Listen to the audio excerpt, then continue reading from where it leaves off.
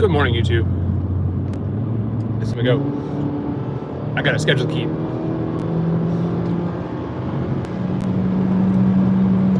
Get settled in here. All right. So like I said, life is a highway, and it's been like a gnarly dust storm the last few days, kicking everything up.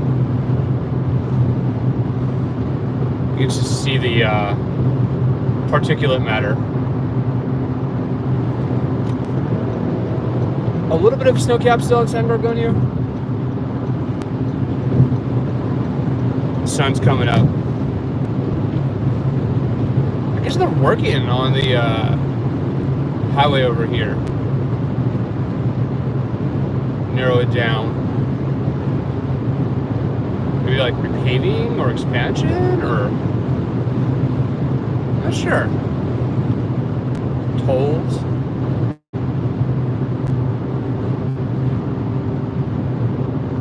A little bit of a wind shear.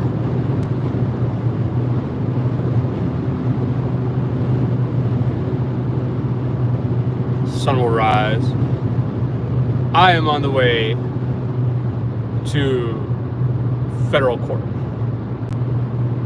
Today is the hearing on the homelessness audit that was ordered by Judge David Carter into the city and the county of Los Angeles, and also the Los Angeles Police Department, which had an interesting little section.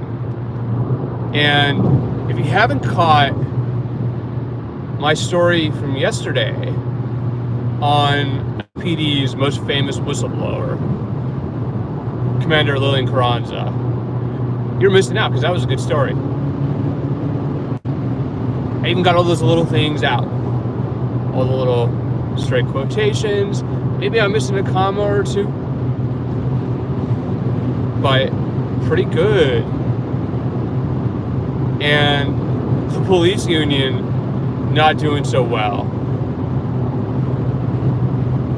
Happens to the best of us. Sometimes we all spend hundreds of thousands of dollars to lose.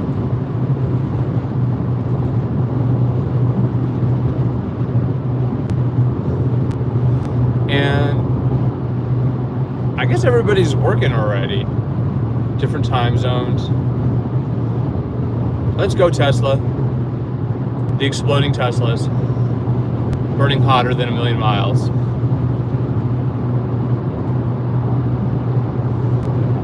I'm gonna bully Tesla. So I'm gonna be like, Tesla, get out of the way.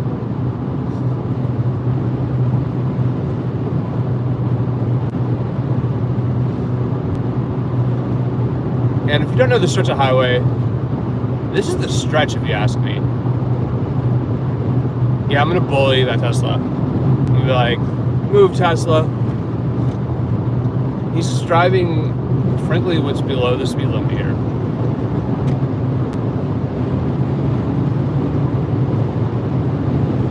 Open highway. It's time to go.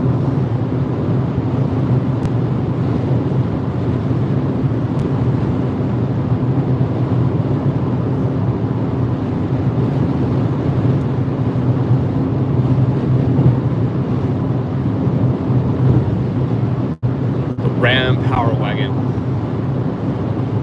It's a heck of a name.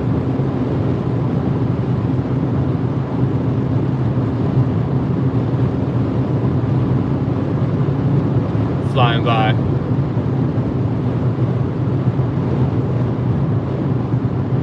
Catch that morning rise. I think the dust is going to let up, and then it's going to be on to the air pollution. Because who doesn't love bad air quality, apparently?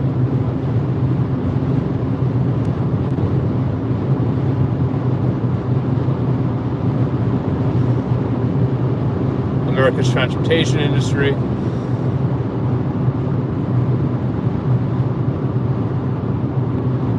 Nothing but sheared off tires on the side.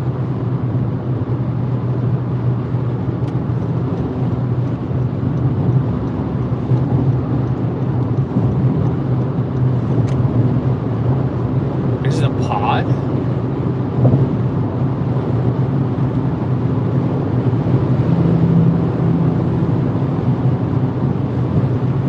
tire scrap. Stuff flying across. Creosotes.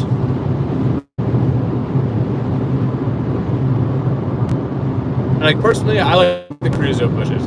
I think the creosote bushes are intrepid. Whoa. Took a chunk of that underneath. Not sure what that was.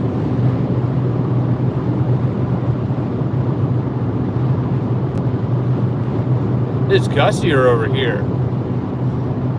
See the wind along the tree.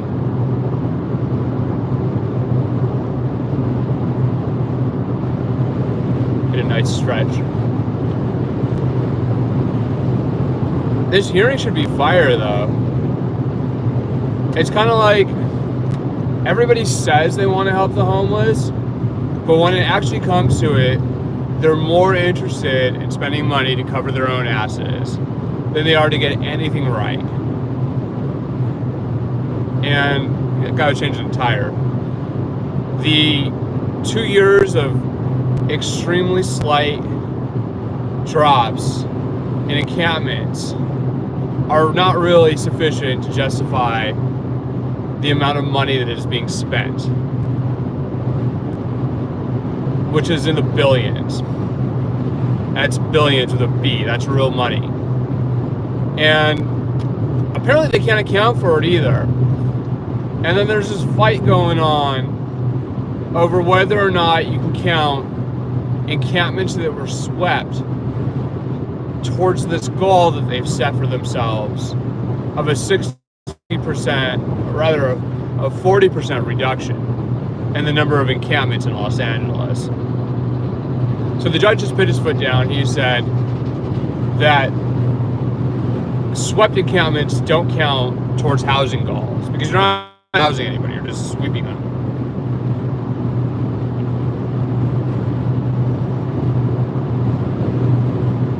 And personally, I just find this fascinating. It's a fascinating area of public policy. It's something more of us should be about. Why do they have a mattress on the roof of their minivan? I mean, I've heard of van life, right? But that is really pushing it. Kicking up the sand here. What are you doing? I would rather take the sand than a mattress to the windshield. I think the wind is dropping off though.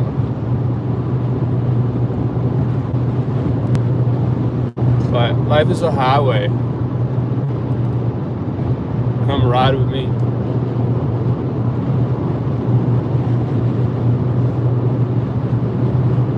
All of the goods that go to the rest of America's shelves flowing through here, empty trucks are turning. The Grand Wagoner, I think it was out of state plate. A lot of people visiting this time of year.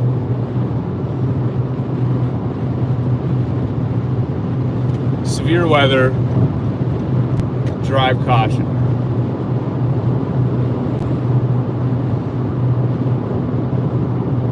Very fluid.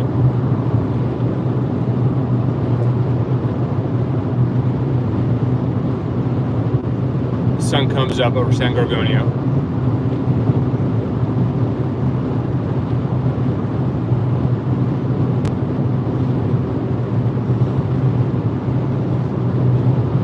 Make some good time here.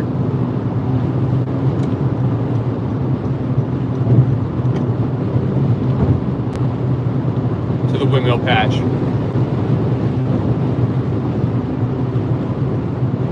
There's a cone on the freeway. Missing sign. On the other side, there was a billboard telling you to store your guns safely. What are these chunks of something that is coming off?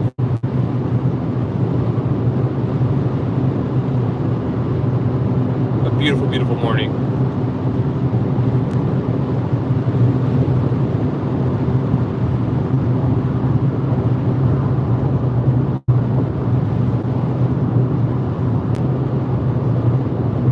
Nothing like the convertible. I never really wanted a convertible though, to be honest. Kind of because like that thing is not going to take a mattress as well as a hard shell car. Truck batteries on it, and then you got the porta potties. Another car on the side.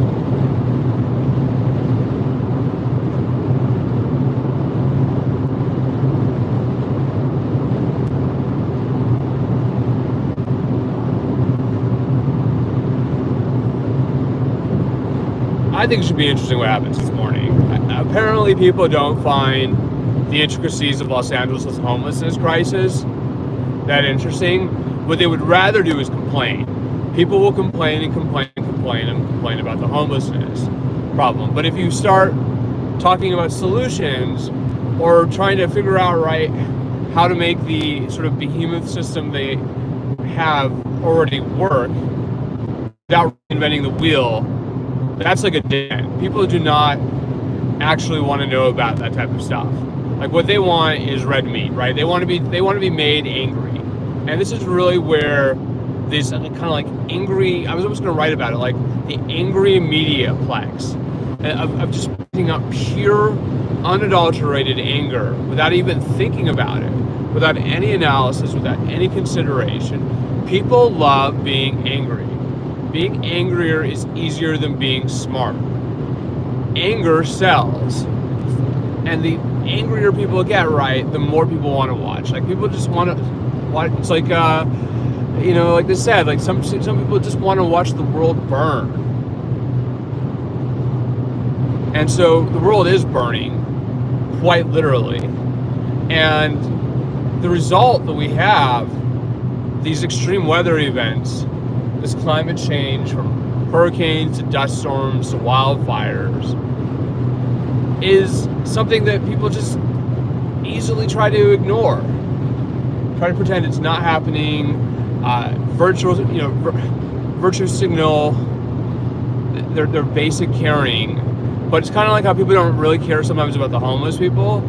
They don't care about the environment either. It's a negative externality. It's a product of the market that's unintended, that they can simply brush off their shoulders and go, there's no homelessness crisis in Los Angeles, right? There's no climate change. We don't have these problems. Even if we did, how are we going to solve them? And why should I be, paying attention to what any of these leaders are either actually doing or simply saying what they're doing? And sometimes I just like to watch attorneys getting paid hundreds, if not thousands of dollars by the hour fight over this stuff. Because what's better than an attorney fight, right? Like two attorneys going at it like junkyard dogs. And so today's lineup, we're going to have Elizabeth Mitchell for the LA Alliance. Much love to Elizabeth.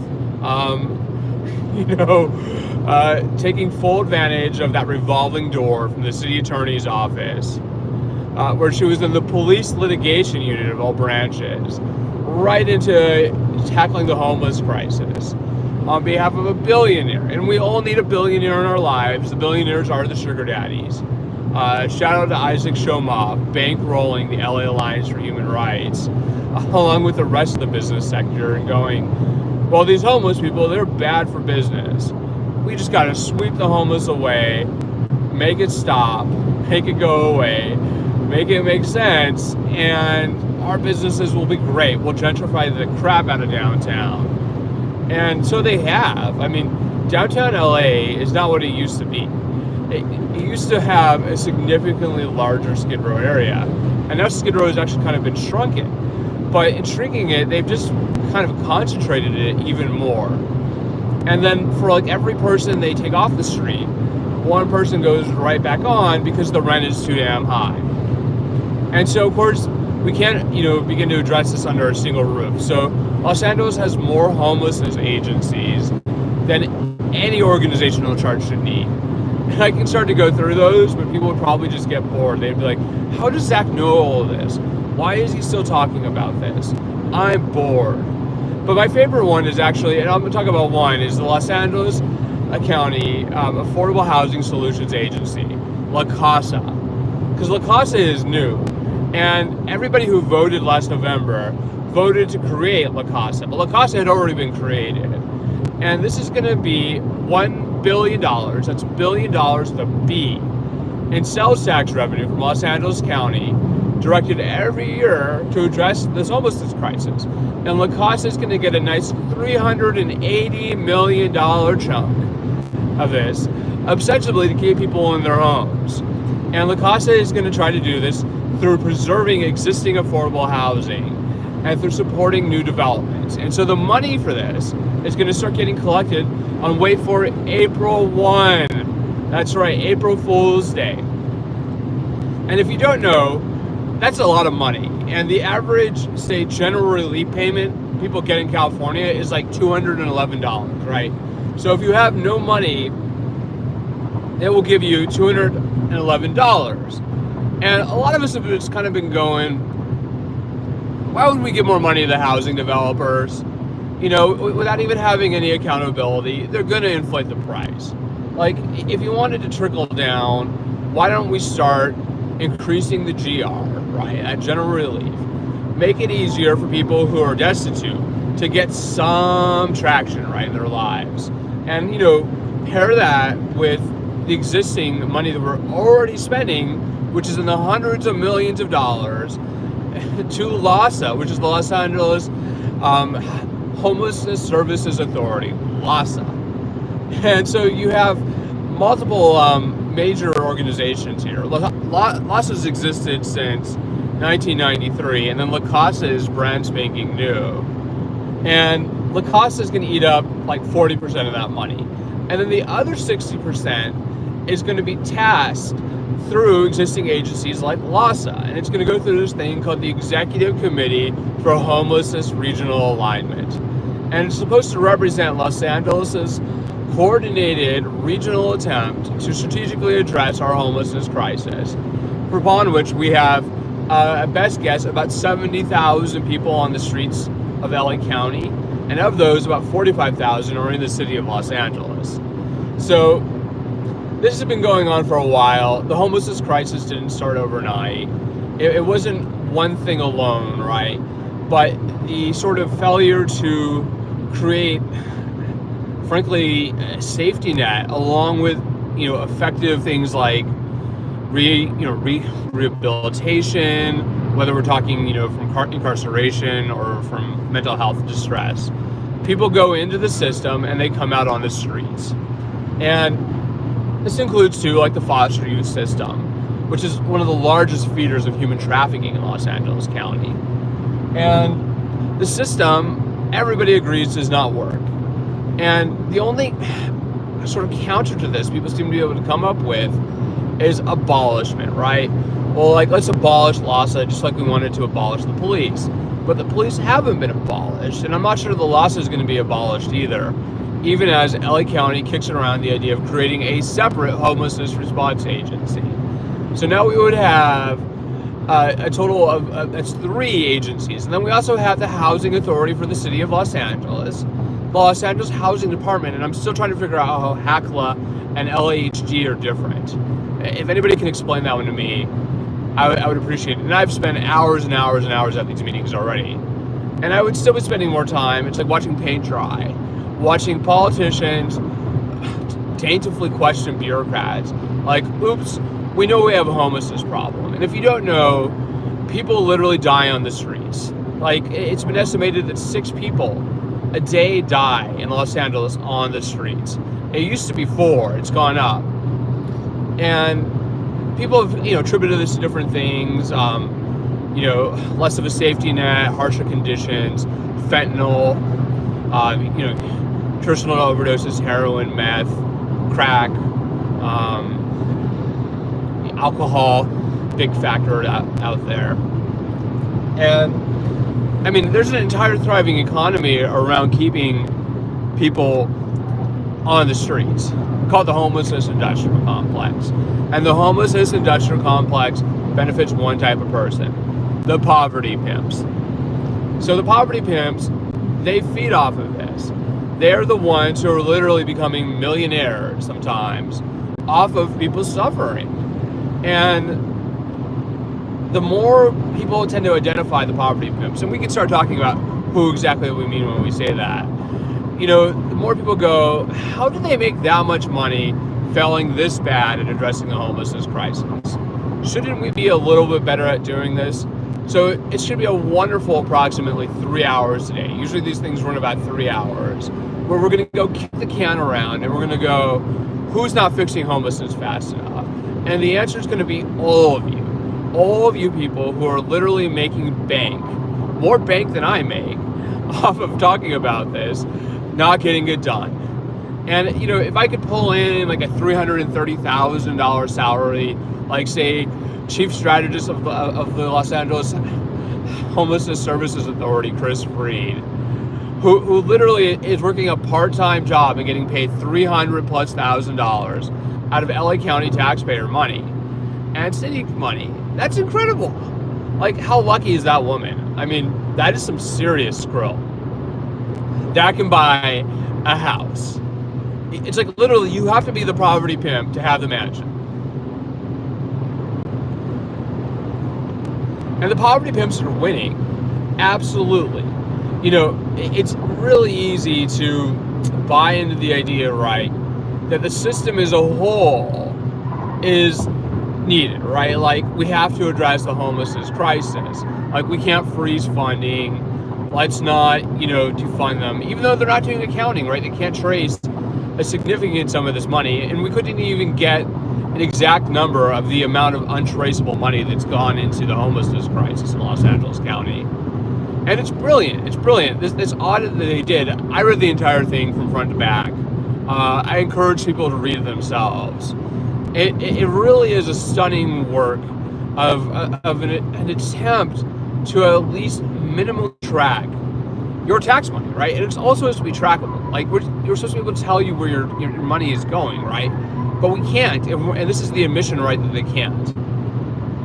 And my favorite part out of that wasn't so much the $500, spent at Target and the Apple Store and Amazon and Whole Foods, right? That they couldn't account for. It was the $94,000 in overtime an LAPD officer collected out of LAPD's Homelessness Services Fund for overtime. Because $94,000, and it ain't $330,000, but that's still some real money. I want to know who that officer was. And when I asked LAPD and the LAPD Office of Inspector General, they had no comment. I mean, with $94,000 a year, I could do some serious, real journalism. That is some real bank. And it's all overtime. Like, how do you even get that much overtime?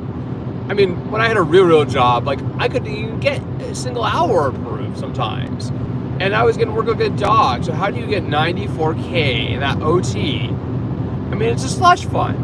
It's kind of like if they get it allocated, they better spend it. Otherwise, it won't get allocated again.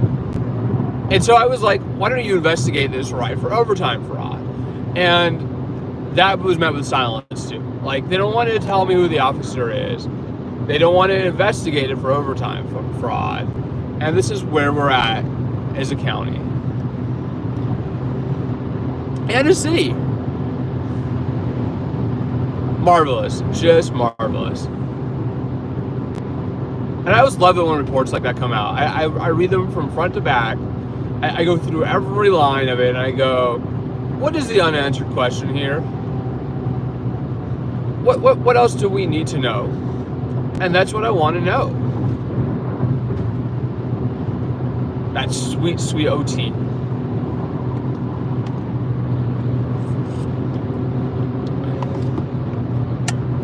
So, hopefully we'll make some good time here. All dressed up. Gotta go to court looking okay. I guess I could go to court less fancy. I'd be like, hi, federal judge. I'm just a hoedown, beat down journalist. What am I gonna do? But no, I think that LAPD officer deserves to be investigated. That is too much money. That has got to be fraud. And that report, it's a public document. How did nobody find that? I mean, I get it. It's like 100+ pages of single space line. People, they don't got time. They don't want to read, audits that we paid literally $2.8 million to complete, which is, again, real money. And we can't even, close that loop. How many LAPD officers collected overtime fraudulently from the homelessness fund? And, LAPD, out of all the organizations, has the biggest kind of unsubstantiated costs, perhaps next to the fire department and sanitation. And we didn't even begin to audit sanitation or the fire department. And if you don't know, Los Angeles has one of the busiest fire departments in the country, and in large part it's because of the homelessness population and because of overdoses. If you're a fighter in Los Angeles, you don't spend much of your time fighting fires. You spend it dealing with people who are unhoused or overdosing, who are experiencing medical crises, right? Who can't, get into the hospital, or they get thrown out of the hospital straight onto the street. And then we wonder why this isn't working, and it's simply not working. Things in America do not work. They do not work for you and I. They work for the people who are greedy, who are unethical, who are dishonest, who simply want power. That is where the greed works. And shame on those greedy people. It's greedy, it's dishonest, and they feel they can get away with it. And they always try to take out the good people. I'd say the rules. They always try to take out the good people. They do not want a whistleblower. They don't want anybody going into those files and starting to review all the LAPD officers who collected overtime ostensibly for providing services related to homelessness. This includes things like guarding empty parking lots, staffing interim sites, and isn't there gotta be a way to use, at least somewhat decent private security to staff a homelessness site rather than an LAPD officer making several $100,000 a year? There's got to be a better way. So maybe we'll get to some of these solutions today, but I'm not banking on it. I think it's just going to be the same old stuff. Person's trying to change lanes with the trailer. Eventually I'm going to hit traffic and I'm going to stop flying by. For now, I'm flying. I had 1 cup of coffee. I've got some tea. I'm ready to rock and roll today. It should be wild. Who doesn't love downtown Los Angeles? Isn't it just such a special place? Not really, I'm kind of joking.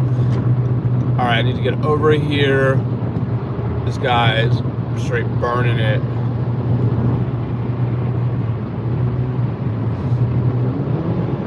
I'm gonna burn this truck. Let me over. Vroom. But it's a beautiful morning. It's gotten less beautiful. Nothing like the IE. Who doesn't love the IE? And the IE has a significant housing and homelessness crisis in itself. It's just more spread out.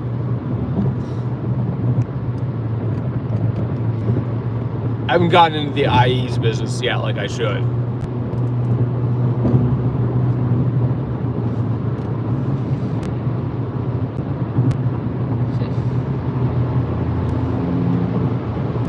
Get my headlights on. It's kind of like even less visibility over here.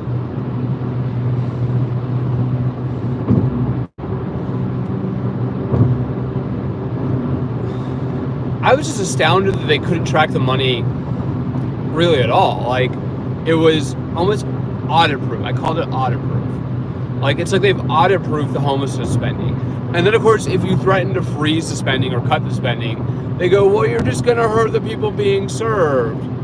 And I'm sorry, at some point, if you cannot do accounting, you're gonna get shut down. And so I'm really hoping, the judge today, David Carter, just goes, yeah, I've heard enough of this. Enough with the excuses. We're going to order, a spending freeze until you have an accounting system in place. Because the money's not going to help. It's not helping people anyways. The performance outcomes they have are so pathetically bad. We're talking like, out of people going to homelessness shelter, like 1 in like 5 or 6 who actually make it permanent housing and go right into the shelter and right back out on the street. So could it potentially harm some people? Yes. But the bigger harm is allowing this to go on endlessly, which undermines the confidence of the general public in the system and its ability to house anybody. And not all the homelessness workers are bad, but most of the workers on the front line are making relatively pittances compared to the executives. I mean, some of those people are making more money than, the governor or the president of the United States. It's really an impressive system. They've got something like 60 plus contracts going. In fact, they couldn't even dial down on the number of contracts that they had. They kept providing different numbers to the auditors. It would go up, it would go down. They couldn't even tell you how many contracts they had going on over there at the LASA.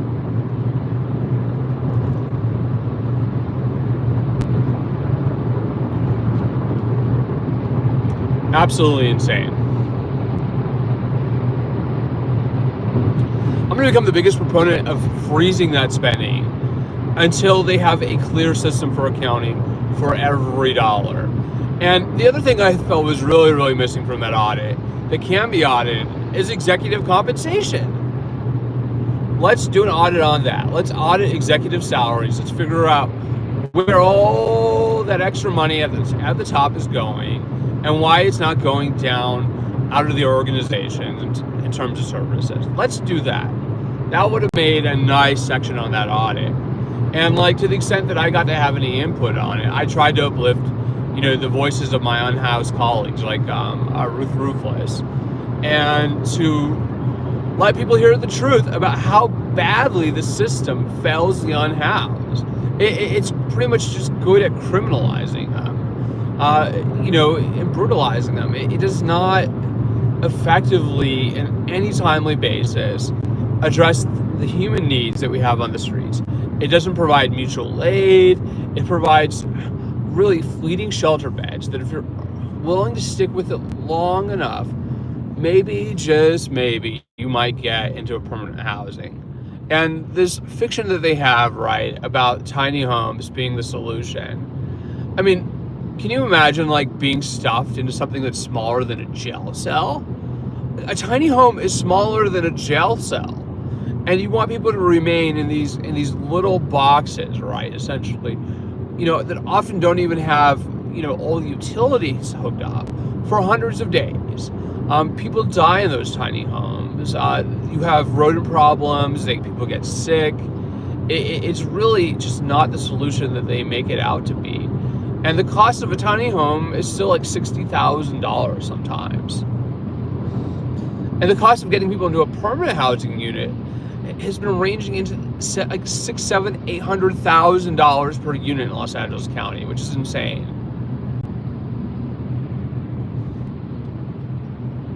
An incredibly high cost of development, and somebody's making money off of that.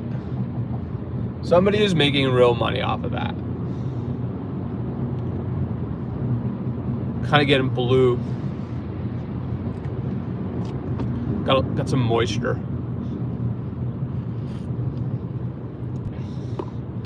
If I'm gonna go to this, I'm gonna write a report. Even if nobody freaking reads the report, I'm gonna write the report.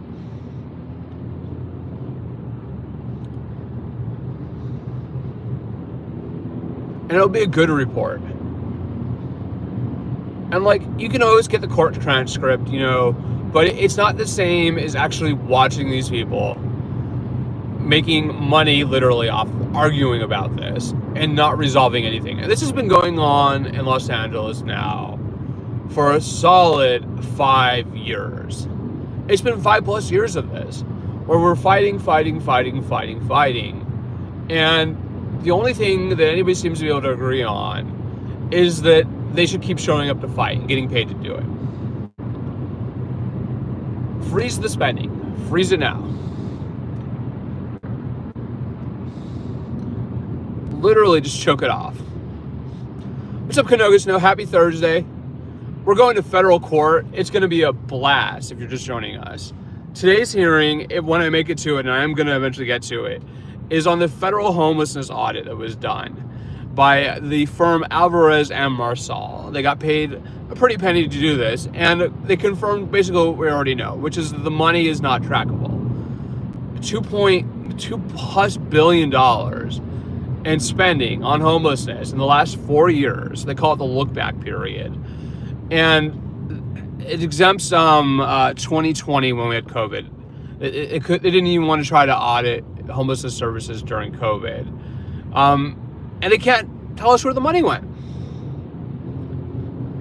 Much less, and we have some idea from other audits, because there was just a city audit, a county audit, and there's another city audit coming on sweeps, that the system we have to address the homelessness crisis is failing so miserably that literally it's helping nobody.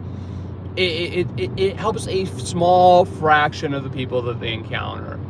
The majority of the time, they're checking a box and they're moving on. And people are disappearing, they're dying, they're leaving.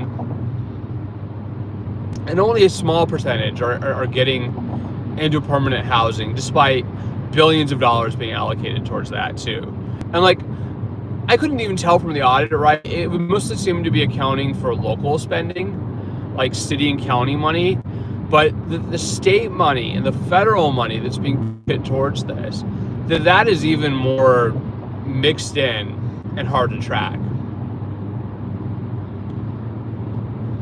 And I've watched the accounting team, finance team from LAHSA, the Los Angeles Homelessness Solutions Agency, or services rather, show up and try to justify why this is so bad, why they cannot account for this money.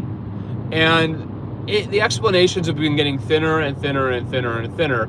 And the judge can yell at them, the county attorney can roll her eyes, the city attorney can purse her lips, and the business interests can go there and just sneer. And they're not going to get it any more right. And part of the argument that they made, right, is they don't have enough people to do the accounting right in the first place. But how do you not have accounting right? That's the number one thing you have to do when you have government dollars. And we're talking about a whole lot of government dollars. It's actually illegal to mismanage federal funds. You can't simply take money from the taxpayers knowingly for other purposes. It's actually illegal. And I thought that the audit, when I read it, skated a little bit on that, because we've been talking about it. The lip pursing is the worst. The city attorney's office in Los Angeles is the worst lip pursing agency I've seen in my life. The city attorney herself, and she has few other cases that are as important to this, can't even be bothered to show up. I've gone to about 4 or 5 of these now, and not once have I seen Heidi Feldstein-Soto show up. In fact, she's not even listed as party to it. She dispatches deputy city attorneys who often come off as being extremely inexperienced, and then her kind of lackeys, her trusted people, to keep an eye on it from afar. And there's a rotating cast of them. I think there's 5 different people listed for the city attorney's office for today's hearing. It's a laughable performance. Their sole purpose, right, is to deflect this lawsuit that was filed by the business interest, to go, we're doing the best we can, everything is going to be fine, just trust us. And the problem is, the public doesn't trust it. And it's not, it's easy to blame the business interest and go, well, they have a narrow, greedy agenda. But the public at large does not trust its government officials on housing and homelessness to get the job done. It's simply not, it's just not believable. Why would you believe these people? They keep doing the wrong thing over and over and over and over again. And the results that they come up with are so thin. They have ethics rules at LAHSA. The current head of LAHSA, Felicia Adams-Kellum, had to admit that she approved contracts that her husband benefited from. Millions of dollars in conflicted contracts. Because her husband works for one of their service providers. Just no rules, and that is required by state law. It is absolutely required by state law. You cannot do that. And like the lack of punishment, the lack of accountability for these officials. I mean, you can force them out of their jobs, I suppose, but they're just gonna revolving door, get themselves a poverty pimp parachute. And I don't know how she still has a job. I don't think she's even gonna be there today. And I asked, I emailed Lawson and I said, is Felicia Kellums Adams gonna be at this hearing? Because I wanted to know who's gonna show up at this thing. And I have an hour and 15 minutes. I got to make it to downtown Los Angeles. The U.S. Marshals at the courthouse actually are super cool with me. If you don't know, if you've never been to federal court in Los Angeles, it's different than Superior Court. You have to take off your shoes and your belts. They're always super cool with me. They figured out that I'm like the knight in shining armor of the journalism world in Los Angeles right now, and I'm actually trying to make this better. And like, I get sources. I work my sources. I work them good. But this one, I'm left shaking. And like, I didn't even call up my source on this. And I have some really good ones and go, what are you guys going to do today? Right? Like, how are you going to figure this out? Like what is the starting point here? Because I kind of want to see what they're going to do. And then I'm going to try to quietly pull the strings and get Los Angeles to try to address its homelessness crisis. And I've heard a lot of discussion about my sources sometimes. And I'm like, no journalist burns their sources. Like, a journalist who burns their source, who goes, so-and-so told me this, and I was supposed to protect them, never gets another source again. Like, you cannot betray the people who come to you with information. Simply because you're being pressured. And people have tried that. And I have a lot of different wonderful sources in LA. And like, that's part of the reason why I haven't totally given up, because I feel some loyalty to the people who do come to me with information. And usually it's very, very good information. I've yet to have somebody consistently provide bad information. People know what they know, right? But like, they don't purposefully come and go, let me lie to this guy. He must be an idiot. He'll publish anything I write. Because it won't work. I'll figure it out. But there's got to be some solution to this. I'm gonna watch this. I'm gonna take my notes. I'm gonna work the room like I always do. And then I'm gonna go back and start trying to figure out what actually needs to happen. And the number one thing on my list, I think they need to freeze the spending.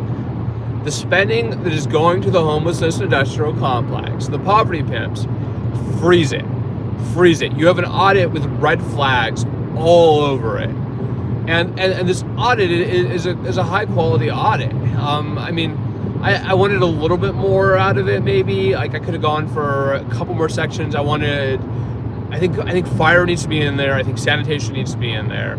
I want to get to the bottom of the LAPD overtime slush fund, and I want executive compensation audited.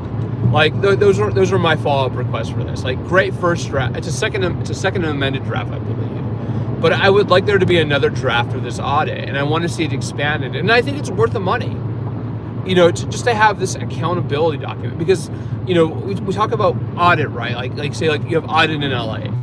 What is an audit? An audit is a check of spending, right? To verify that you have spent the dollars that you have appropriately.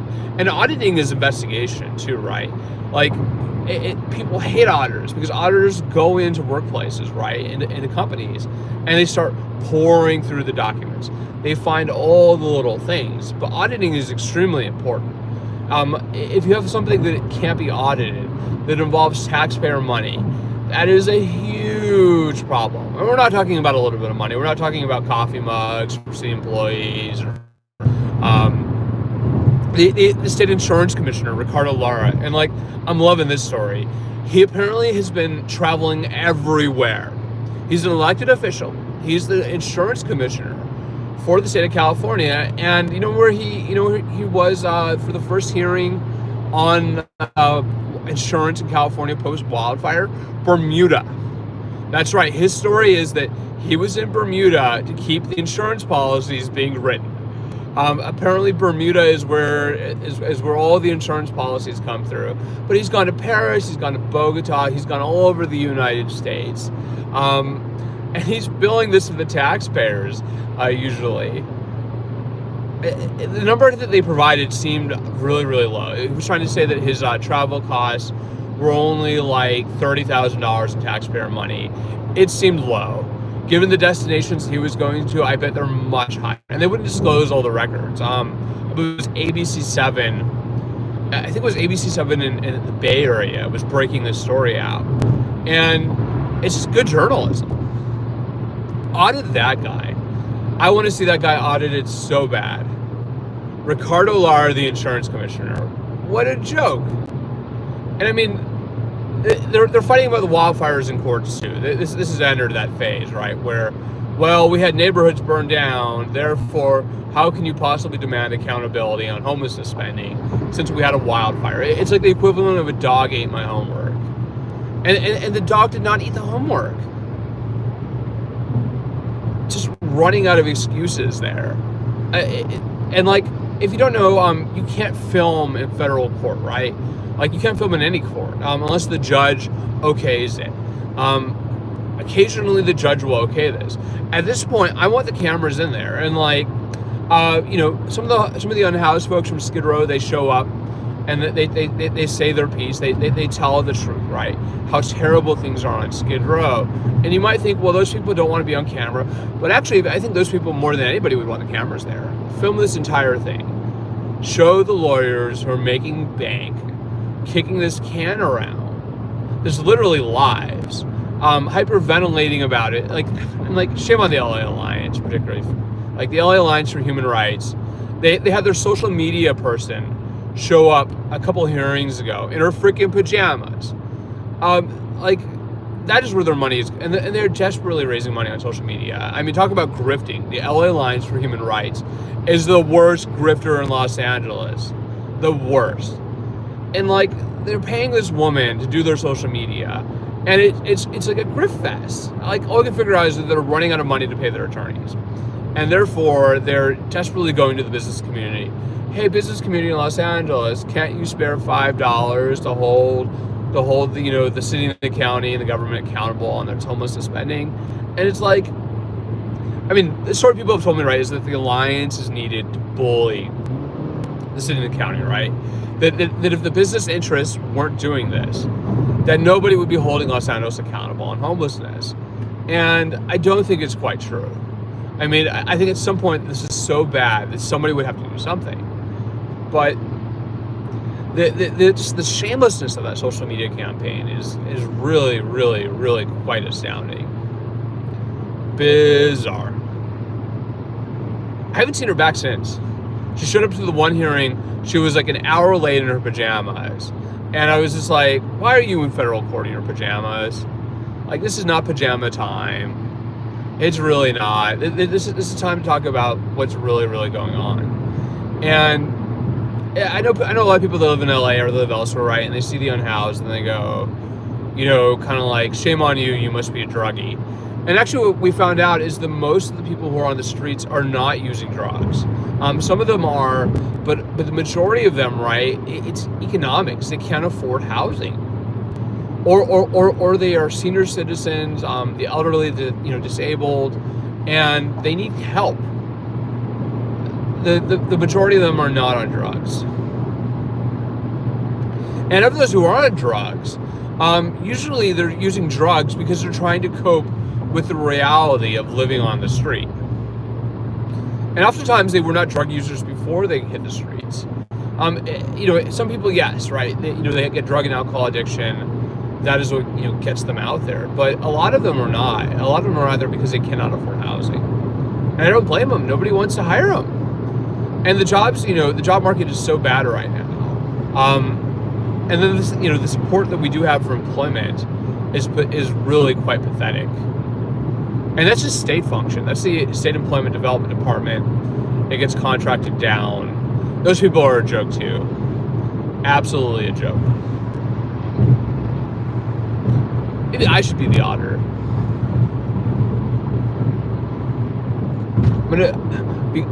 be just the chief auditing like expert. I'm gonna be like, how are you not auditing this better? It was a good audit though.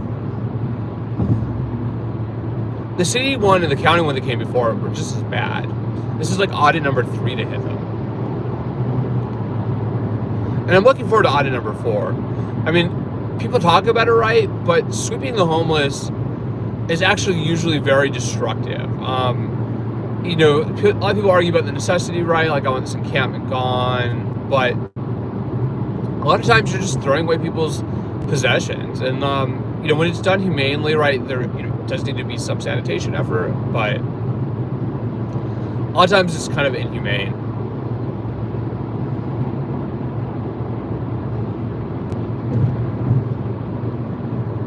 No sunshine today. No sunshine. It's been like a heat wave the last few days. Getting out from behind this truck. But it's not a beautiful morning by any means. Got the air pollution, got the traffic, got the sprawl. We got 1 hour to go.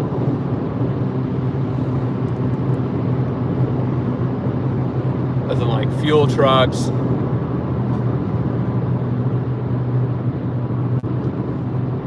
I can almost like smell like a breakfast burrito.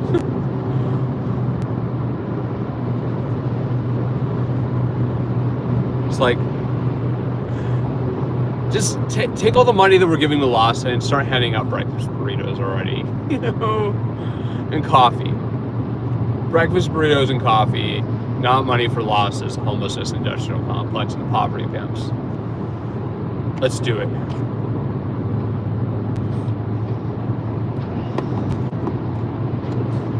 I think I've written like, I think we're definitely above like 11.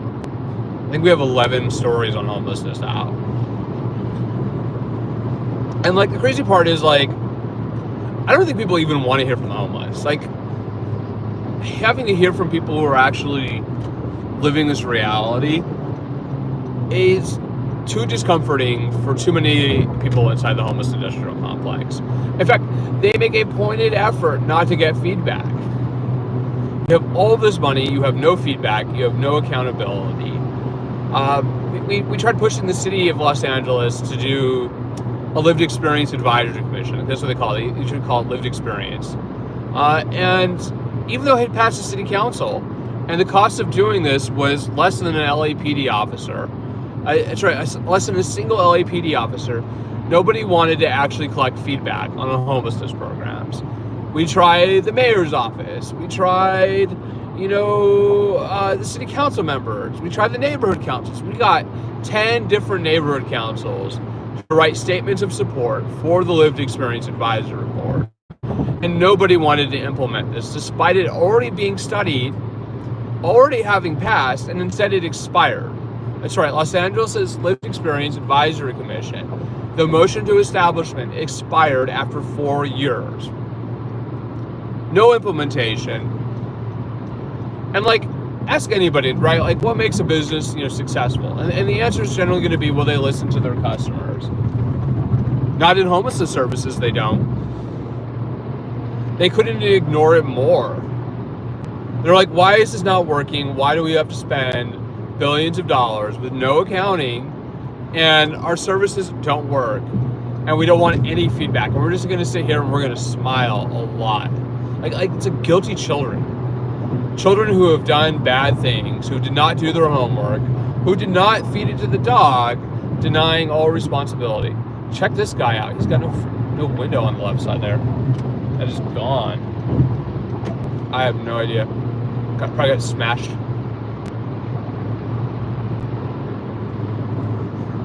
It is not that sunny. Here comes the traffic. So, traffic time in LA I think I'm still in San Bernardino. I'm not even in LA yet. Trump says we will take Greenland one way or another. Yikes. He's insane. He's insane. And like, some people were hoping that like Trump was going to come out and fix like LA's homelessness problem. And I just kind of like, I listened to it with a straight face, but I had to be like, he doesn't care. He's an egomaniac, an oversized baby who's throwing his food on the wall and he thinks he's going to take another country's territory, actually multiple countries, right? Because he said things about Canada and Panama and Greenland, which is an autonomous territory of Denmark. An oversized child. He is batshit crazy. Absolutely. He makes no sense. And things aren't getting better, right? Like, they're getting worse, right? Like, you know, these ideas, right, that the prices of groceries were going to go down, that gasoline was going to go down, that the economy would get stronger. Now with a trade war, bananas. Extremely, extremely bananas. That's all I can say about this. So we'll see. I mean, what Donald Trump has, homelessness is not a policy priority for the Trump administration. That's for sure. The HUD secretary they nominated, he didn't look bad. I mean, Trump he seems to be more ideologically after the education department than he does to be after housing and urban development or health and human services, both of which are very integrally involved in homelessness policy, because you're actually required to have a level of public medical care and to provide some level of housing services. So you have a lot of federal money, and this is where the Trump administration, if they wanted to, could start to pull some strings, but they haven't really pulled any strings yet. It's the education department, strangely enough, that he's fixated with eliminating. I mean, you kind of think they're right. They would just go the entire safety net. I think I heard that HUD and Human Services were going along with Doge, and that rather than having it be a hostile cut, that they were trying to work their way through it, which is probably more of a strategic approach to Elon Musk. Bananas. Absolutely bananas. I'm going back to Cali. Seriously. I mean, Trump came out here for a hot minute. He came out, frown-faced at Karen Bass and went, look at all this wildfire destruction, clean this up right away, and don't worry about environmental contamination. And I'll be honest, I would not want to go swimming in the ocean right now, and I'm questionable on if I want to live next to a largely unremediated burn zone. Insane. Absolutely bananas, insane. And I get it, right? The people don't think this has anything to do with the Scientology story, but let's face it, right? What does Scientology do? They provide substance abuse treatment programs. They target the unhoused. They play off of this issue too. They are as much of a special interest as any of the other interests out there. They want a poverty pimp too. Who can blame them? It's a lot of money. It's a lot of money. Nothing is better than being a contractor.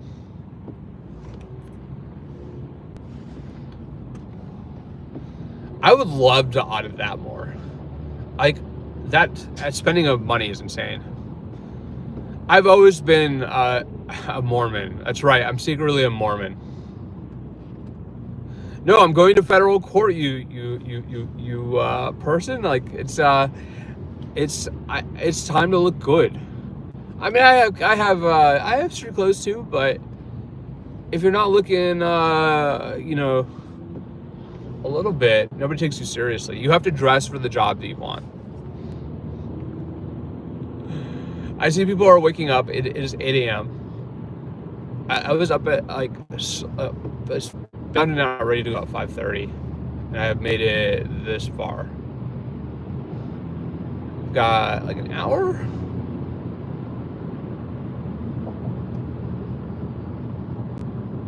I'm on the right route. Stallone and Cobra. I mean, Sylvester Stallone is a USC parent. I know that. I think this is the south end of Fontana.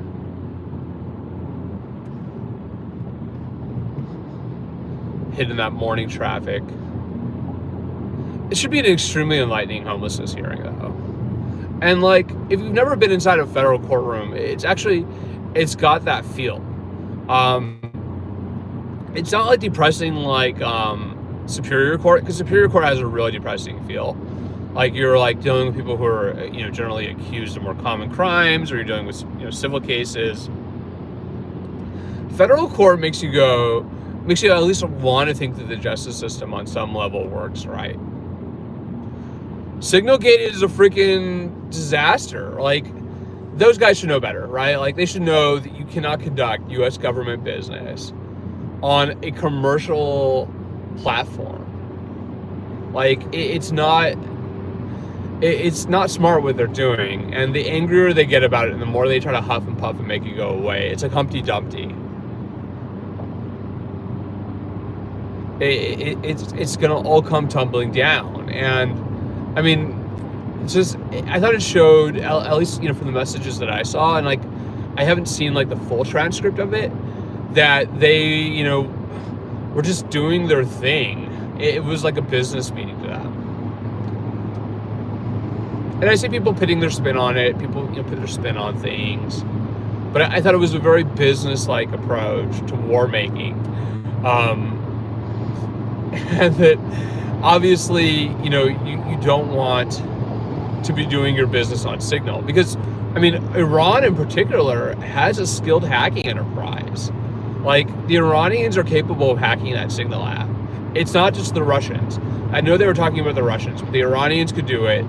They could give that information to the Houthi. Yeah, it's not. You would think they would know better. You would think they would go, I'm the Secretary of Defense. I'm the CIA director. Like, let me not use Signal. And like, I honestly, like, at first I was like, ooh, I can use Signal on like WhatsApp, right? And like, maybe I can encrypt my communications a little bit more. But the reality is, if you're hacked, you're hacked.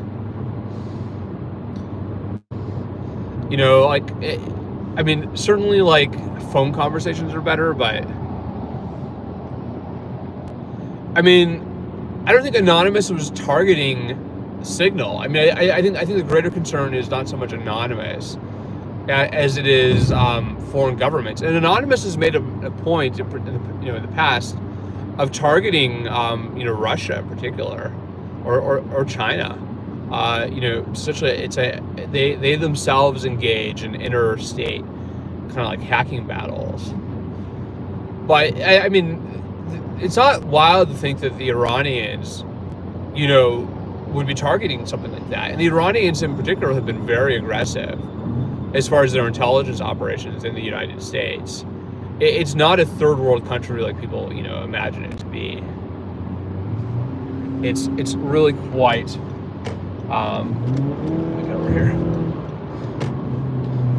Quite a serious business that they're in there with intelligence. And they're, quite capable. They've been planning assassinations. The Iranians are certainly capable of hacking that. Or the Russians could do it and give the information to the Iranians. I think it just shows into the audacity that they've had in denying it, the kind of the bombastic nature of the denials and the refusal to, discuss that basically they haven't been following even the basics of the rule book. And there should be rules.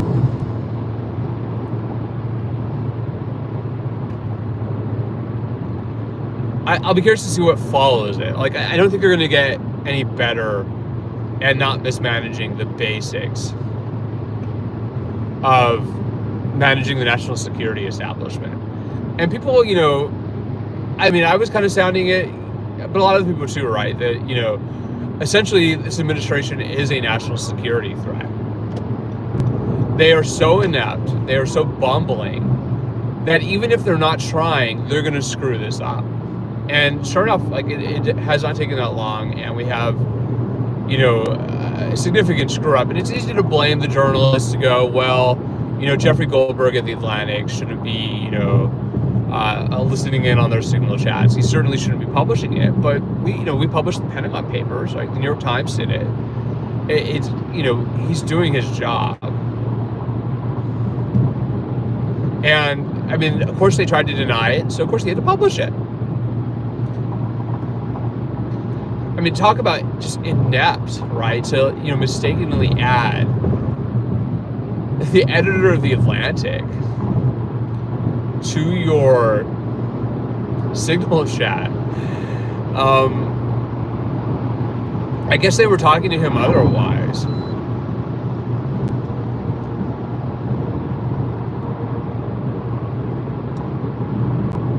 I think I made it in LA County. I mean, I think politicians have got to learn, right? Like, I mean, Karen Bass, right? She had the deleting text messages going on. That when you don't follow those rules, right? When you are like running government by text message, that you're really setting yourself up for trouble, right? Like, government by text message is not the ideal way to do things. Even email, right, is kind of a game. Like, you're always going to have a communication medium. But like, what really matters is effective leadership. And I mean, to the extent that they, think they put a hurt on the Houthis, I think they would argue, right, that was a successful military operation. And I mean, let's just face it though, right? Like, the Houthis are going to replace like their losses. The Iranians are going to keep giving them weapons and denying that they're doing it. And those weapons are probably coming from places like China and Russia. Raw materials, electronics, like all that stuff runs on, computers, right? Like, you have to have that sort of, basic computer chip technology. And like, I saw a really fascinating article about the computer chips that come from China, and we're ending up on like North Korean drones and Iranian drones to operate them to, fly in Ukraine. So there really is a really powerful sort of international tech trade that goes on, just sustain that type of effort by the Houthis. Like, they didn't just end up with all those missiles to lob at ships, right? Like, they're being armed. And I mean, I think, obviously the U.S. still has, a significant military advantage, but like, we're not, missile proof. Like, think about our attack proof. Think about like the USS Cole, right? Which was, if you don't remember the USS Cole, that was the attack that preceded 9/11. The system ensures the wrong people get into power. No normal citizen would violate company policy, let alone endanger the company. Exactly, right? They broke the rules. And like, their attempts to be like, we didn't break the rules, it's really weak. Like, I mean, how did they not have staff members going, you need to use, a secure phone, right? Like, you would think that would be pretty basic, but we're failing at the basics here. Just not good execution. I mean, they're lucky they weren't hacked, because the price of that failing would be American lives.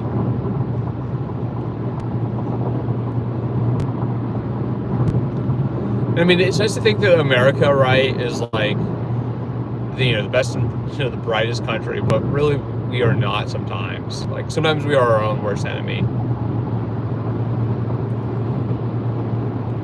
Just not working out. But I am slowly getting closer to my destination here.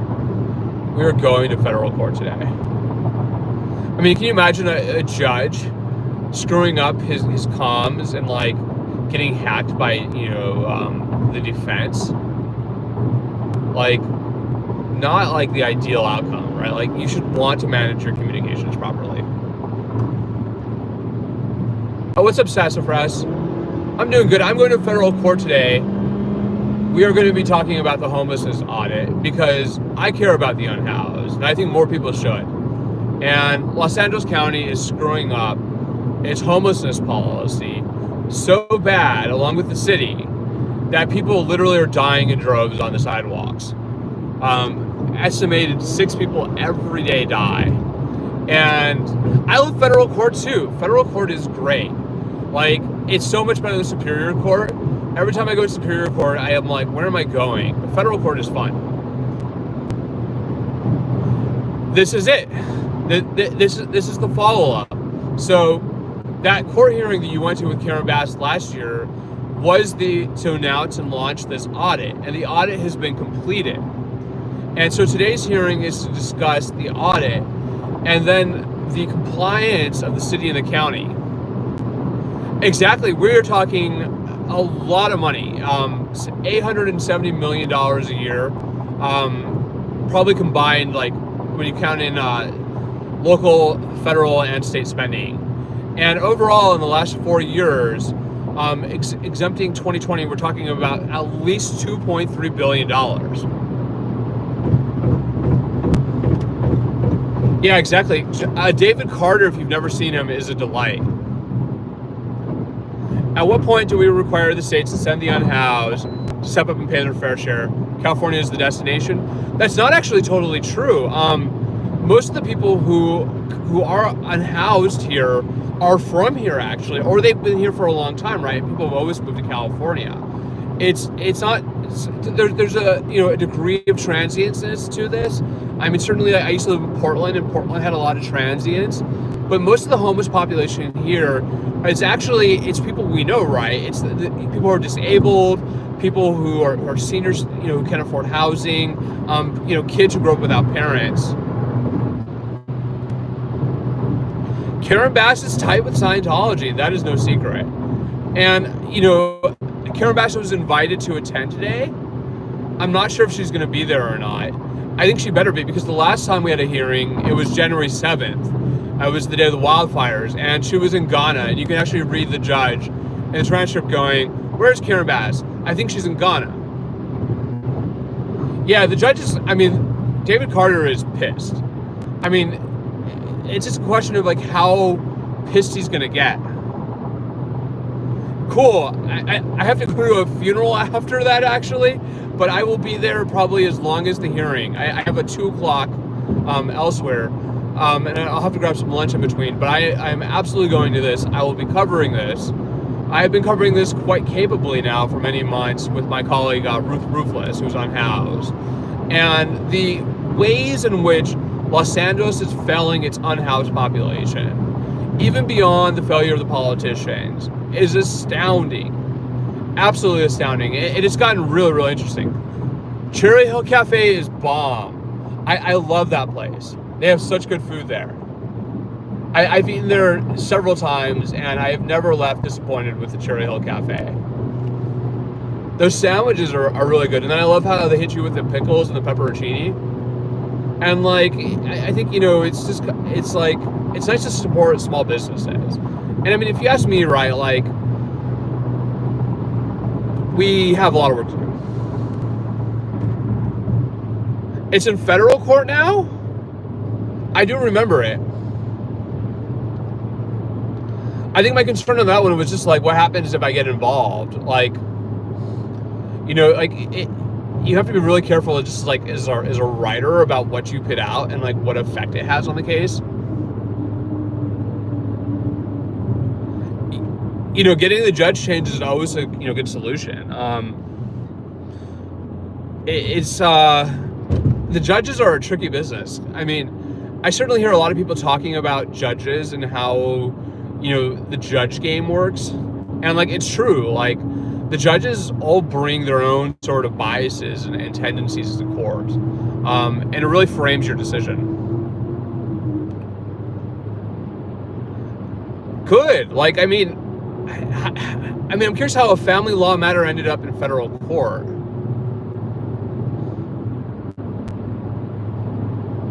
That should be in superior court.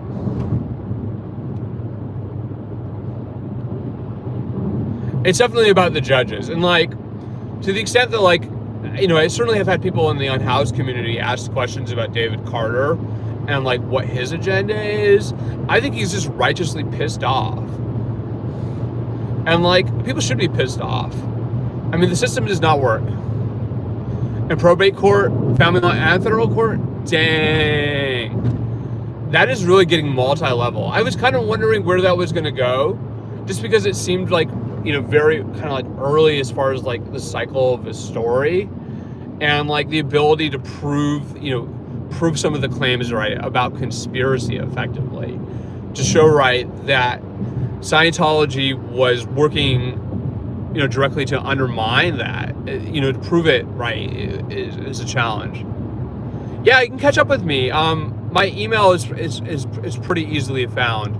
My email is Zachary, ZACHARY, period B, period Ellison at gmail.com. And I think you have my contacts. I'll send a follow-up. I mean, I didn't take it before because I was concerned about what would happen if we start reporting on this, right? Does it unduly influence the story? But, I always like court documents, to see where it's going. Sometimes you want to report on things out the gate. Other times you want to report on it later.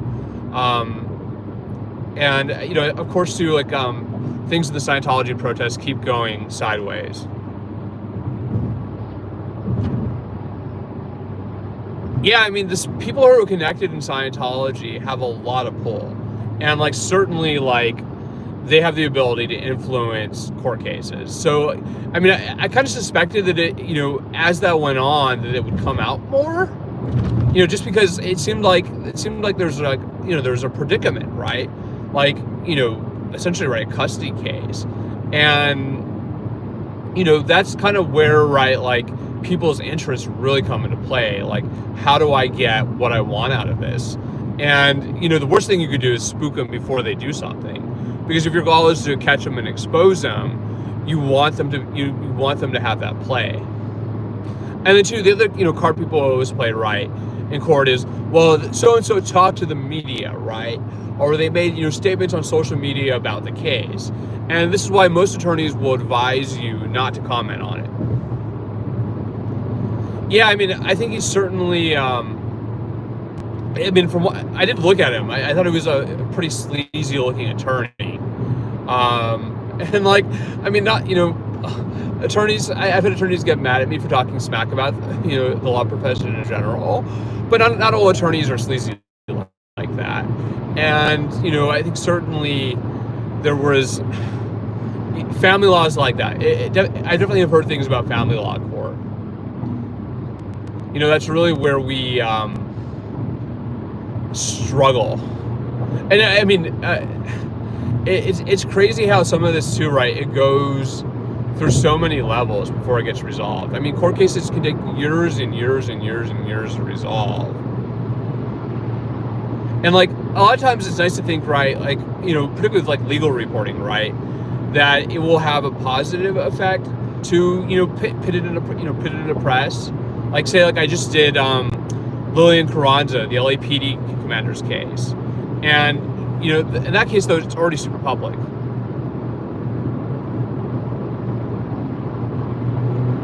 I'm actually I'm slowly getting closer. So certainly drive safe. I will have the story coming probably in the next couple of days, if not maybe early next week, on what happens in court today. And like, I have to do a deep dive. I'm always like, I always try to do a long form. I'll probably let the news agencies do what they do, and then I'll analyze what they write, and I'll do subsequent investigation and work with my sources. Try to get as much of the full story as possible.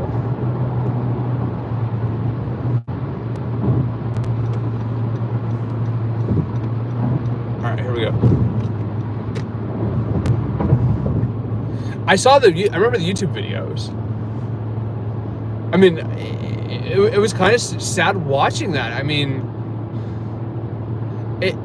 as somebody who like really does actually care about women, to think, right, that somebody is having their familiar relationships destroyed, is being tarred in that type of way, is really problematic. And I've heard that about family court from other people online too.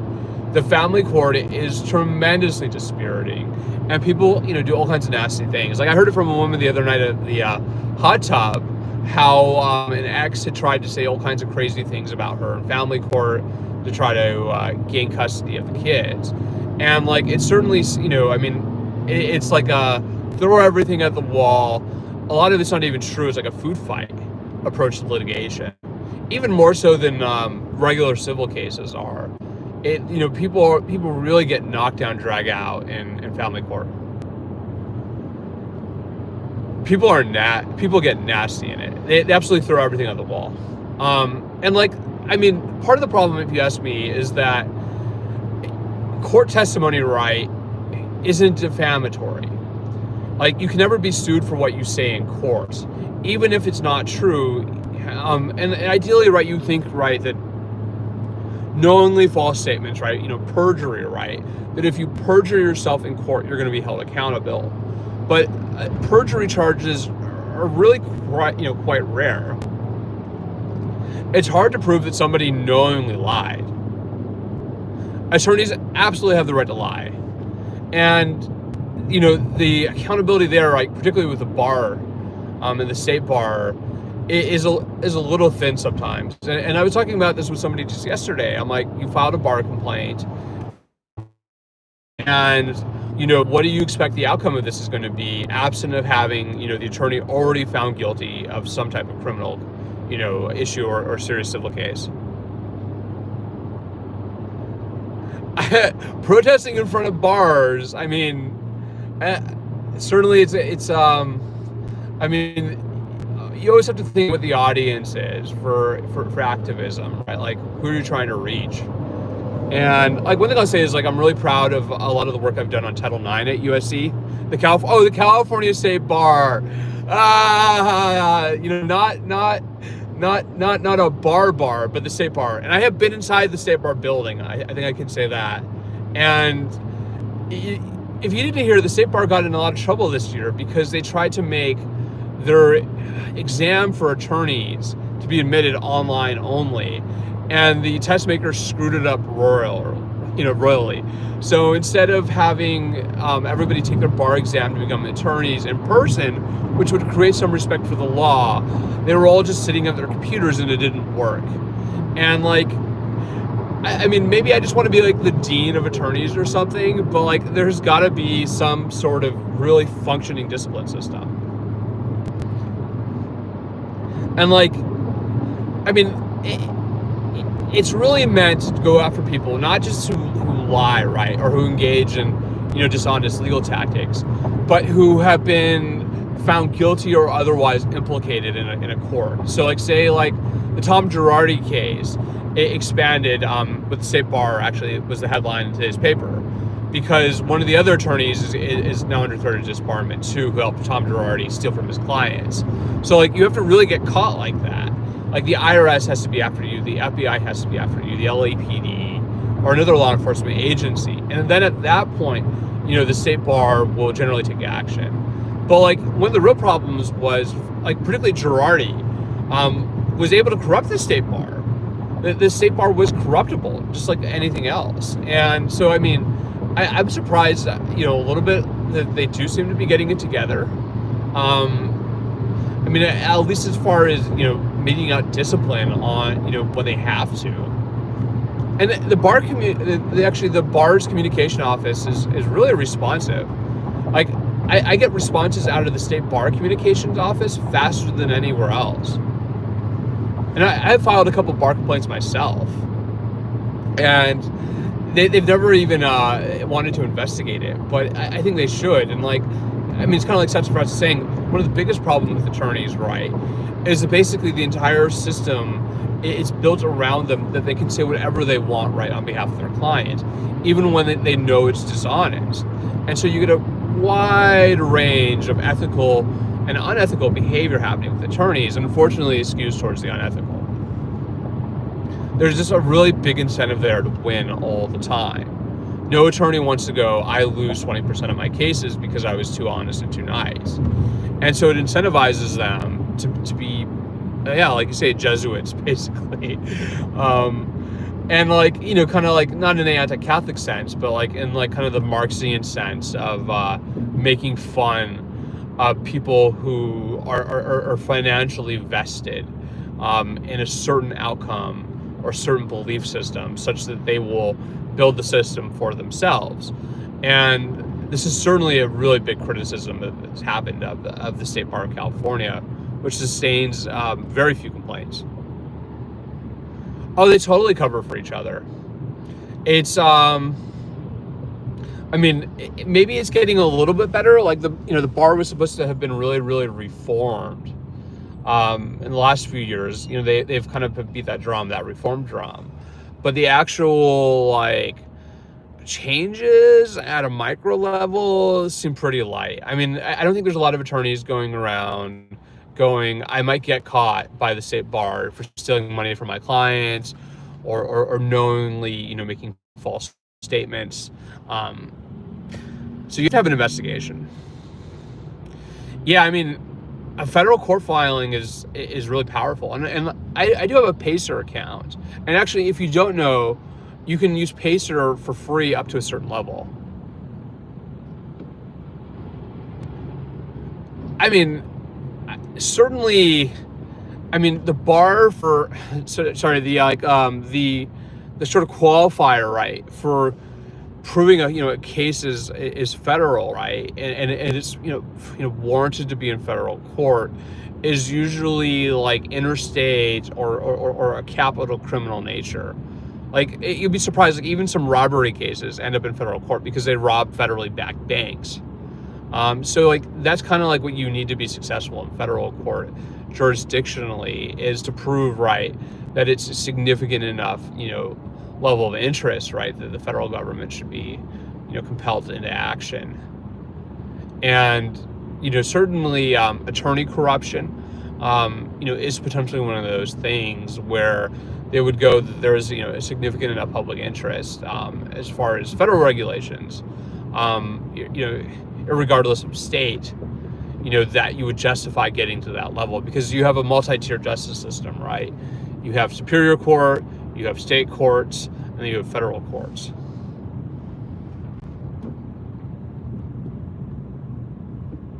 Oh, thank you, Sassafras. Yeah, send me an email. I mean, certainly, like a federal court filing about it is a little bit more, is more interesting. Particularly, I'd be interested to see kind of like what the corruption claims around this are shaping out to be. That you get into, attorney misconduct versus, personal dispute. Sometimes it helps people to publicize their cases. Other times, it doesn't. Other times it hurts you. There's a real interesting relationship there between sort of legal affairs journalism and the court processes, because anything that's published, right, can be used as evidence. You can go, well, you talk to the press to make defamatory statements about me outside of court, and this discredits you, because you're always credibility testing, right? Like, this is like what lawyers do when you pick up the phone, is they credibility test you. And judges do the same thing, right, in court. They are testing credibility. And so, like, you have to be really careful with a case like that, as far as, where it goes. And then sometimes journalists break open cases, right? Sometimes, like, what goes on, right, with the journalist in the hallway as far as reporting, the judge gets the news report and they go, holy shit, I read this in the Los Angeles Times about you. Like, what do you have to say to this? So it can go both ways. It can help you, it can hinder you. You want a story to be well-timed as far as any judicial process to change potentially the outcome that you have, right? Like, if it's too early sometimes on something like that, like, it will simply be backfired against you. Other times it will clear your path. I mean, it's kind of like some journalists, right? They've gotten people out of murder trials, right? Because they investigated and they find that people are innocent. Like, and actually, I have one that I'm trying to do that with right now, to prove that two people who are accused of criminal acts that's now in civil court are in fact innocent. Because there's nothing worse that you want to see than somebody who is innocent being found guilty or liable, or losing a custody case. And then you go, man, I regret talking to that journalist. I regret, not having my attorney be the voice. And like, certainly before like that type of story you'd want to have it go public, you would want it cleared by the attorney, because that risk, right, that they go, well, you made statements about me outside of court to the press, and that hurts your credibility. That's kind of the game. I have hit traffic. It is Los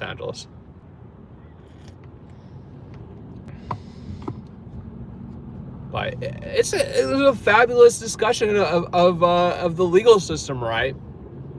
And like I hear people talking about it a lot lately, right? Like, how these legal systems work, right? And like certainly my response, right, as a journalist is that I don't decide who wins and loses, right? Like I will take, sometimes stories on because I believe, right, that the person is being mistreated, is being unfairly treated, deserves that type of, independent investigation into their matter, and that doing so generally, right, will not put them at greater risk. And like certainly with my story that I put yesterday about the Lillian Carranza case with the Los Angeles Police Protective League, Carranza is already being targeted. My ability there to harm, Carranza's ability, right, to clean up the LAPD is somewhat limited. More so, right, like because she's already been a whistleblower on her own, recognizance. She sued the LAPD for falsifying crime statistics. Then she was the target of sexual harassment using a digital image that was reputed to look like her. And big questions about where that image came from. Won a $4 million judgment. And then she got sued by the police union for having essentially taken the workplace survey, the union's negotiation survey for the police department. And they took her survey responses and they pitted it into a YouTube video. Like literally, like the police union, right, in LA is making, hit videos on its own command staff while it's taking them to court for fraud, unfair competition, unlawful business practices, and conspiracy, and the computer hacking. That was my favorite one. Computer hacking. They accused Commander Carranza of engaging in computer hacking for having taken the union's negotiation surveys, and then they leaked the contents of her survey. And I was like, I've seen these tactics before. Like, this is kind of like how you bully somebody, right? And so here, right, the police union in Los Angeles is bullying a whistleblower, essentially. And the question is kind of at what point, right? It's not only this, is this, a case where Carranza goes, well, I took the surveys, but I'm allowed to express my opinion and I received them lawfully. I didn't hack you. I didn't conspire. I didn't commit fraud. So like it didn't work because the judge threw it out, dismissed it with prejudice. That was on Monday. And this came after it was last August, so almost 7 months of legal battle. Very expensive, independent investigation done by a white glove computer hacking firm that the police union essentially used as a purchased gun, basically, for lack of a better comparator, to try to intimidate its own whistleblower. And it's kind of like nobody wants anybody who talks, especially in the police department. And that includes, somebody who's already previously multiple times gone to court to defend herself, to secure justice for herself, who's already out there, right? Versus somebody, who's inside LAPD and has never, spoken with a member of the press. So the police union lost that case. And that's one where I don't think the journalism harms it because it's already public figure, it's already news, right? Versus somebody who is a private figure, right? Who, even though there's court papers, right? You go, this person is not a public figure who is of the news interest. So, certainly anything Scientology related is got a degree of newsiness to it. Like the LA Times has run, stories in the past, right, about Scientology and how it works its, way into the legal system, with Danny Masterson case and within the police department. But, with a family, law case, that is not a public figure. And so the reporting has to be immaculate. There's not as much of a free speech, debate discussion in the zone around that where you go, okay, well, this has already been in the newspaper. We're allowed to talk about the news versus you report on somebody, right, who's got a private matter and, that may, even be sealed or confidential. A lot of times in court, not everything, is publicly available in the computer system. That now you're reporting on that. There's a degree of sensitivity there for journalists working in the courts as to what cases you want to publicize and what cases you don't want to publicize. And certainly family court is the most sensitive one, one of those. And like certainly, if you don't know, like these restraining order battles that are happening, right? Restraining orders actually fall under family court, strangely enough. It's not in the civil case section. It's in family law and in probate, potentially too. I don't know everything. You served him, you're going to take his ass down.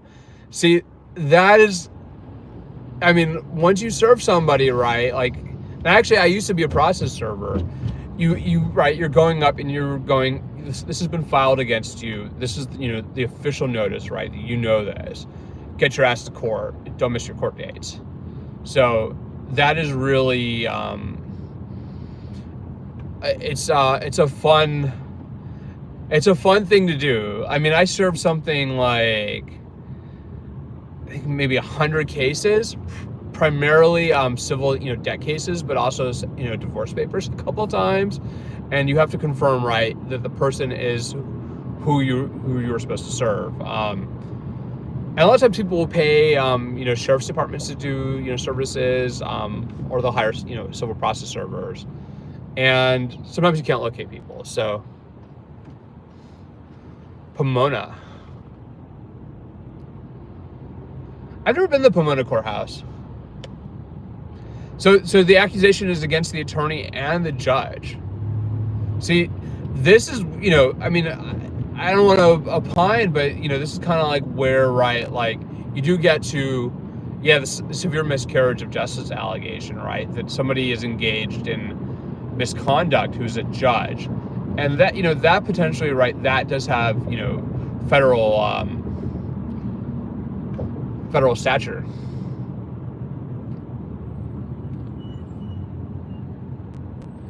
It sounds very convoluted. And like, certainly like one like part of like effective legal, reporting is that it can take very, very convoluted matters and try to make it into a very simple story that the public can relate to. I think I'll be impressed. I mean, I always support people who stand up for themselves, right? Like who are advocating effectively. And, it's not just you. I've heard complain about the family law system in particular. There's, I've encountered other people who are activists who get really worked up about family court and the kind of the way it's done and the, sort of degree of conflict that goes on in family court. And then to kind of the duplicity, right, of a lot of the attorneys. It's a nationwide problem. It's definitely not just a California thing. Family courts around the country a lot of times are kind of an extension of people's nightmares. Child trafficking, this is something, right, that's really come up with Scientology, right, that's kind of, I mean, still in the kind of like prove it debate, right, to prove, right, that Scientology is in fact engaged in human trafficking. It's one thing for somebody to claim it, right, to go, well, these people are child traffickers. It's another thing for it to be proved, in a court of law.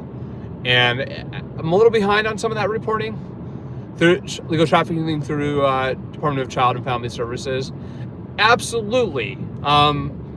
Certainly, I mean, that system is really, really troubled. Particularly in LA County, they've had huge issues around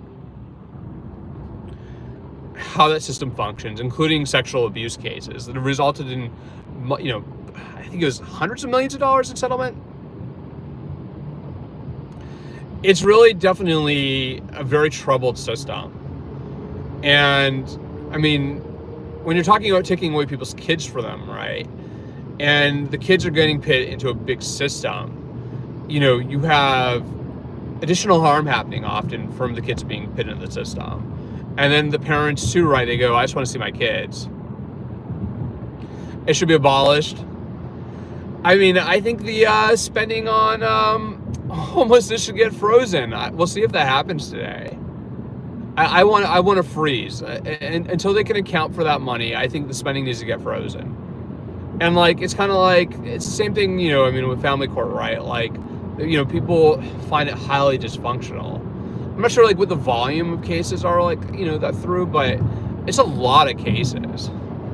And most people's problems don't get easily resolved in family court.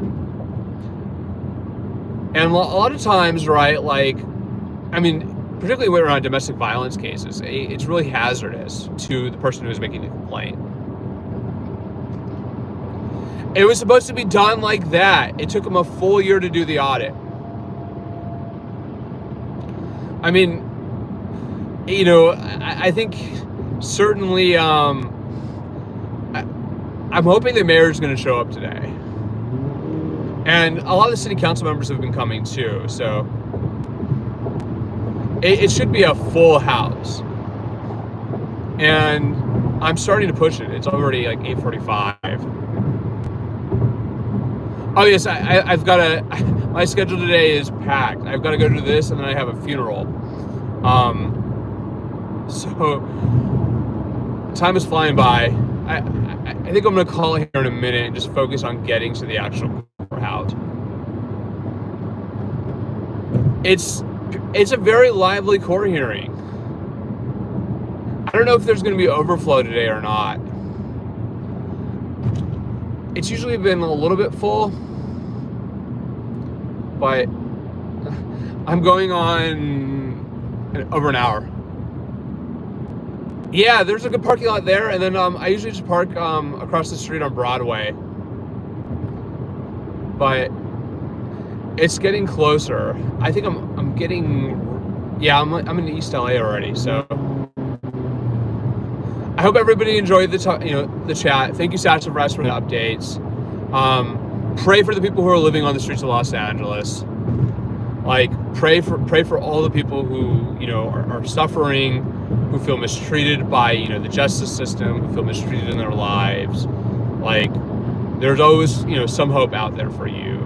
And it's easy to be angry. It's easy to want to get even. It's more difficult, to stick through it, to fight the good fight, to win for the right reasons, and to go home knowing, right, that justice was served.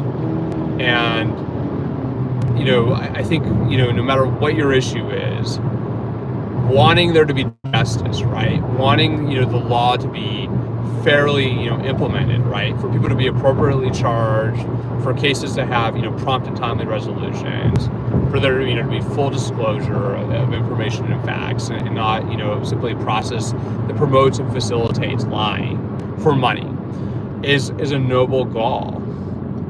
We should want to believe, right, that our justice system is there for us. We're paying for it after all. And to think, right, that the courts act in the public interest, that prosecutors are acting in the public interest, and that even the defense attorneys are doing their jobs too, right? So this is a grand experiment in this country. We are going to keep trying to work through these things. Thank you, everybody, for your support. I'm going to finish fighting traffic and get my ass into the courthouse. And shout out to the U.S. Marshals who are keeping it safe. This country is going through it. It is going through it in a grand type of way, and I'm hopeful that we're going to get out on the other side of this with some degree of reasonableness and without our national security being undermined. But I'm going to focus on the road. Satchel Fresh, drive safe, and everybody have a beautiful day. I'm out.